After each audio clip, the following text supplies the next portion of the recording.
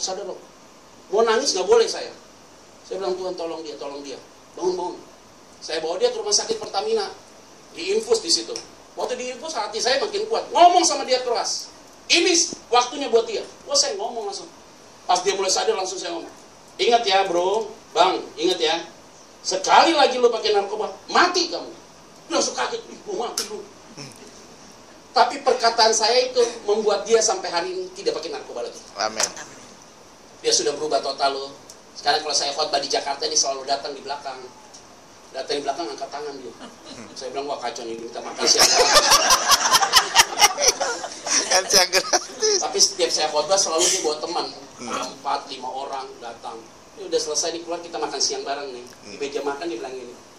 Ini adik gue dulu pakai narkoba, sekarang udah bertobat. Top nih orang hebat. Dulu katanya gadungan. Udah hebat loh sekarang.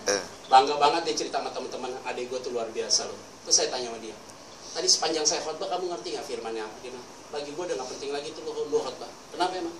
Kehidupan kamu setiap di rumah itu seperti apa yang kamu sampaikan. Hati saya senang. Ada saatnya orang di sekitar kita berubah. Bukan banyaknya firman kita sampaikan. Sering sekali kita broadcast firman Tuhan kemana-mana. Belum tentu mereka baca, saya kasih tahu. Sering sekali jadi batu sandungan. Jangan lempar mutiara ke mulut babi, nanti kita dicabik-cabik. Yang paling penting apa? Berteriak pada Tuhan, sebut nama dia setiap saat dan setiap waktu. Berteriak. Dan lakukanlah hidup seperti apa yang kita sampaikan lewat firman Tuhan. Dan ingat baik-baik, dia akan bicara begini. Hebat ya ciciku, walaupun suaminya sudah meninggal, anaknya ada 4, tapi dia tetap setia loh dalam Tuhan ya. Oh hebat kokokku ya, walaupun istrinya kena penyakit luar biasa, tapi dia tidak lakukan sesuatu di luar, tapi dia tetap setia kasih makan anak-anak. Ini kokokku semenjak jadi orang Kristen luar biasa. Akhirnya mereka kenal Tuhan, bukan karena firman Tuhan yang kita sampaikan, tapi hidup kita melakukan firman, maka mereka melihat Yesus dalam hidupmu. Amin. Setuju katakan. Amin. Jangan tepuk tangan. Yes. Ayat yang ke 48. 1, 2, 3, ya. Namun Semakin keras ia berseru. Sekali lagi. Ayat 48. 1, 2, 3, ya. Namun semakin keras ia berseru, anak Daud, kasihanilah aku. Hebat ya. Orang dapat tantangan biasanya mundur. Lihat nih orang nih. Orang kalau dapat tantangan biasanya mundur. Biasanya dia ikut Tuhan, dasarnya emosi. Tapi kalau dia sudah mengalami Tuhan, dapat tantangan, dia nggak mundur. Orang buta ini ketika disuruh diam, hebat. Dia berlutut sambil pukul badannya dan sambil berteriak, Juru selamatku, kasihanilah aku. Yang hebat adalah ketika tantangan itu datang, tidak membuat dia mundur sedikit pun, tapi dia semakin kuat dalam Tuhan. Amin. Semakin punya masalah, semakin teriak pada Tuhan. Tuhan tolong saya. Masih ingat dengan Hana? Dia tidak mungkin punya anak, tapi dia berdoa tidak pernah berhenti. Dan ketika dia tidur dengan suaminya, Allah mengingat doanya. Maka Hana menjadi apa? Amin. Punya anak namanya siapa? Samuel. Tahu arti Samuel? Artinya sama Elohim. Artinya Allah mendengar seruan teriakan dari Hana. Hari ini saya mau sampaikan, doa kita tidak pernah Tuhan lupa. Tapi sering sekali kita lupa apa yang kita sampaikan pada Tuhan. Tuhan tidak pernah lupa. Semakin engkau berteriak, pada waktunya Tuhan akan jawab doa-doa kita. Amin. Setuju katakan. Amin. Berikan tepuk tangan dibuat. Yes. Hebat punya Tuhan yang dahsyat.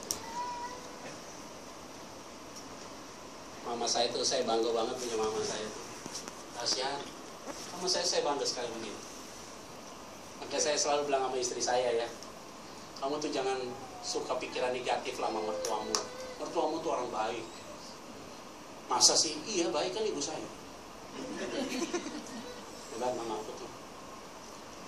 Seorang wanita, seorang ibu yang menghadapi 3 orang anaknya overdosis. 2 orang masuk penjara. Tidak ada air mata pun 1 titik keluar dari mata dia. Yang kami lihat. Hebat loh. Dia bilang, mama kok gak pernah nangis waktu kami nakal? Emang gue nangis kasih tau lo.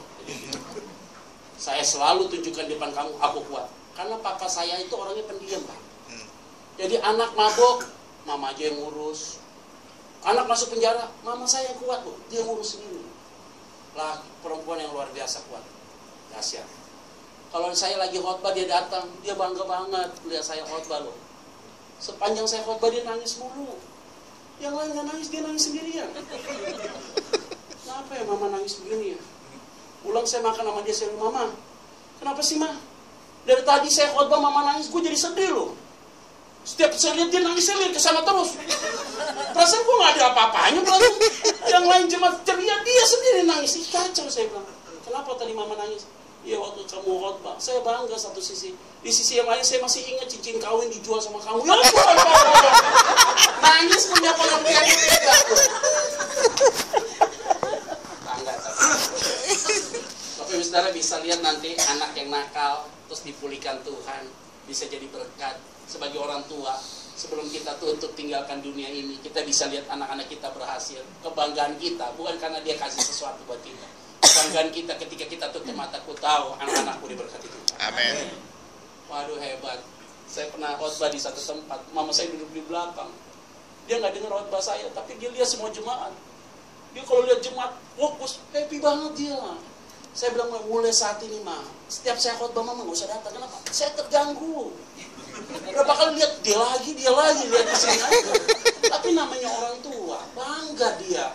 Keluar jalan sama saya berdua, bisa ngomong kembali bilang, ini anak gua, ya udah lama ya tolong masih. Tapi itulah orang tua ya. Saya bilang luar biasa loh. Saya diajar dengan satu kalimat sama dia apa? Jangan berhenti datang pada Tuhan. Sampai kapanpun tetap datang sama Tuhan. Amin. Bapak rohani saya baru meninggal loh. Hebat. Ya. Dia baru meninggal. Bapak rohani, bukan bapak saya, bapak rohani. Meninggal dia. Saya datang ke rumah duka 2 minggu 3 minggu yang lalu. Rumah dukanya di Cikini. Saya datang ke sana. Anak perempuannya nangis ketemu saya. Om, papa udah meninggal. Iyalah, makanya saya datang ke sini. Saya bilang iya, papa udah meninggal ya. Iya, hebat papa om. Dia lihat ke peti jenazah. Papa tuh hebat om, hebat luar biasa. Om lihat tuh om, cucu-cucu, anak semua tuh mantu om. Nangis sambil tersenyum tuh pegang peti papa tuh luar biasa jenazah papa tuh. Saya belum lihat jenazahnya loh. Dahsyat papa jenazahnya luar biasa. Papa nggak kasih warisan apapun om, tapi papa kasih warisan rohani. Yang membuat kami kuat hari ini om. Yang membuat anak-anak cucu semua diberkati Tuhan, takut Tuhan tuh. Papa tuh yang buat seperti itu. Papanya meninggal 74 tahun. Saya bilang bagaimana papa meninggal ceritanya. Waduh om, dahsyat. Dahsyatnya apa? Jantung rusak, ginjal rusak om. Papa masih sadar tapi dokter bilang harus masuk ruangan ICU.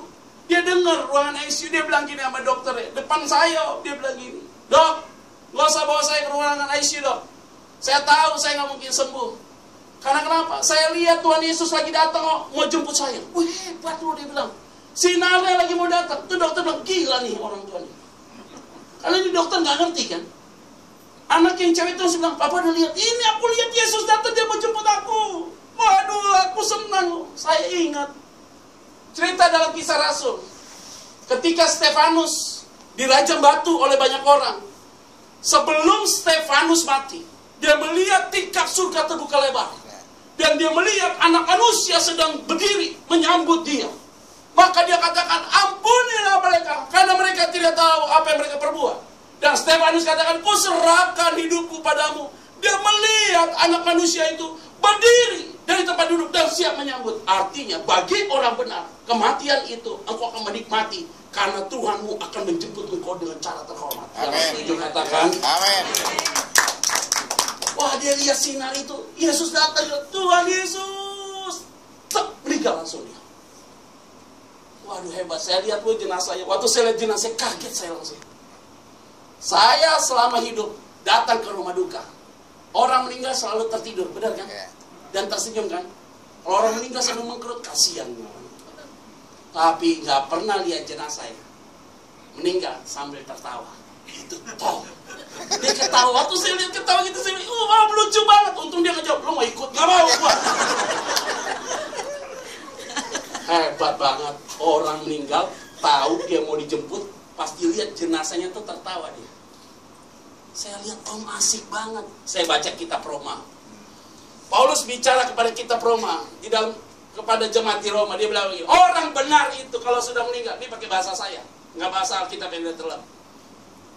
Maka kematiannya pun tetap jadi berkat bagi orang hidup. Amin. Ini lihat jenazahnya ini. Semua orang bilang, ini orang dahsyat, orang hebat, dia minta ampun. Hidupnya hanya buat Tuhan aja. Dia tertawa loh. Mungkin waktu dia dijemput Tuhan, aduh indahnya rumah surga itu. Luar biasa. Hari ini saya mau sampaikan, berbahagialah kita ikut Tuhan Yesus. Amin. Sampai kapanpun, dimanapun tantangan boleh datang, tetap teriak sama Tuhan Yesus. Amin. Dia juru selamatmu. Yang Amin. setuju katakan Amin. 49 kita baca. 1, 2, 3 ya. Lalu Yesus berhenti dan berkata, Panggillah dia. mereka memanggil orang buta itu dan berkata kepadanya, kuatkan hatimu, berdirilah, ia memanggil. Sekarang saya mau tanya Bapak Ibu Saudara, ini kita ngomong aja pakai bahasa sederhana nih. Waktu Bartimius teriak yang pertama kali, Yesus dengar atau tidak? Enggak. Dengar atau tidak? Dengar. Dengar Pak. Yang kedua kali Yesus dengar nggak? Dengar. Pertanyaan saya, kenapa yang pertama waktu Yesus dengar Yesus tidak panggil, tapi yang kedua baru dipanggil? Kenapa demikian? Yesus butuh lihat kesungguhan dan keteguhan hati seseorang. Mau lihat orang Kristen yang setia itu ya, dia harus militan. Dia harus ngotot pada Tuhan. Yang setuju katakan Amin. berteriak sama Tuhan. Tidak ada yang lain. Orang yang serius datang pada Tuhan tidak pernah dikecewakan Tuhan. Yesus katakan apa? Panggil dia. Artinya apa? Yesus lihat ada kebulatan dan keseriusan hatinya.